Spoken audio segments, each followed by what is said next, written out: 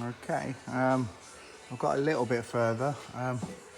Looked at disconnecting this drive plate. I did try and undo this flange here, but I think that's the bit that you've got to set, because there's a bit of preload on it, I think, against the torque tube, whatever it is at the back. And I think I'm gonna have to check that if I put a new main bearing in, because I think if you do it wrong, it forces the crank one way or something like that. But basically, I've just disconnected these bolts here. So now that whole flex plate affair is separate, and the flywheel sort of thing will just stay with the engine. I think there's 4 bell housing bolts as far as I could see. I dropped the steering rack off. You can see I had to cut a couple of the bolts to get them off. I have to sort them out later, but it's got to come off again. But you can probably just about see I've got the nuts off both the engine mountings now. There's probably a better way of doing it, but I can't see it really. I think it should just come forward a bit and straight up. This side looks pretty clear now to come out. I've disconnected the air strap, which I'll probably forget to put on. It goes on that bolt there. These heat shields, I think, are on the subframe. But to be fair, I think the exhaust goes in between them. So I think if I leave them there, if I drop the engine down and I'm taking my time, I can wiggle them back in exactly the same place.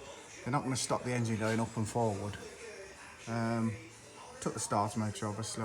This red wire, I believe, goes to the alternator, and then it disappears further up. I don't quite know what all that is. I'm assuming it's just a starting, feeds for the starter and whatever, the engine and electronic ignition.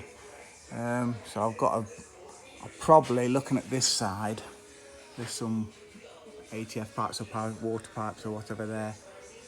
Looking at that, this sort of vent for the alternator, I think I'm going to be as well to just disconnect the alternator and take that off out the way, which is going to make it a bit easier. So yeah, we're making progress. These bolts here, they were sort of well seized up and they were spinning around. I don't know whether they're meant to be welded in studs or what, but I'm just going to put them back with bolts and nylocks, the other way up probably.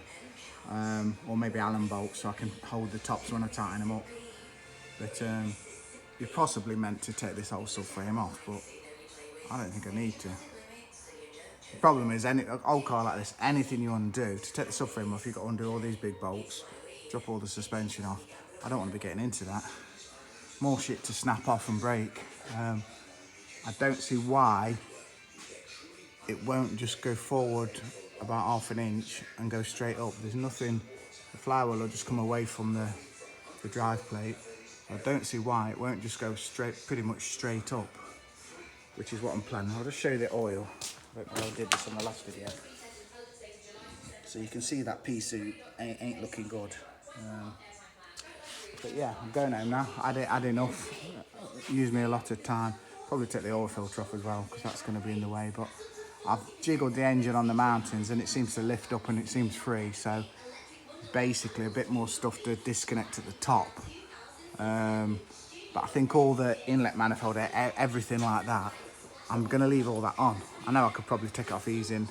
I think I'll take one side of the inlet runners off on the passenger side, so I can just get to all the cables on the throttle body and just disconnect them. Because when it's out and it's on a stand, it's much easier to orientate myself with where everything goes and take good photos and stuff. So yeah.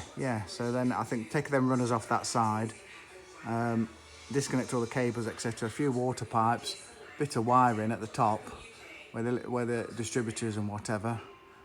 A few vacuum pipes and a couple of water pipes. I don't think there's much else, unless I'm missing something. But somebody will either tell me, or if I try and lift it out and it don't come out, obviously if you do these every day, like I do the old Volkswagen stuff with the Mark 1s, I'll whip them out in no time. But when you're not familiar with it, it's a bit more difficult. I'll give it all a good clean up. And I was looking at the level of it, and I think it is a bit lower at the back. I think it's got coilovers at the back. Well, I think the backs were adjustable on these, and the fronts isn't. But it's lower at the back. Right, I think my camera's going now, so I'll see you next time.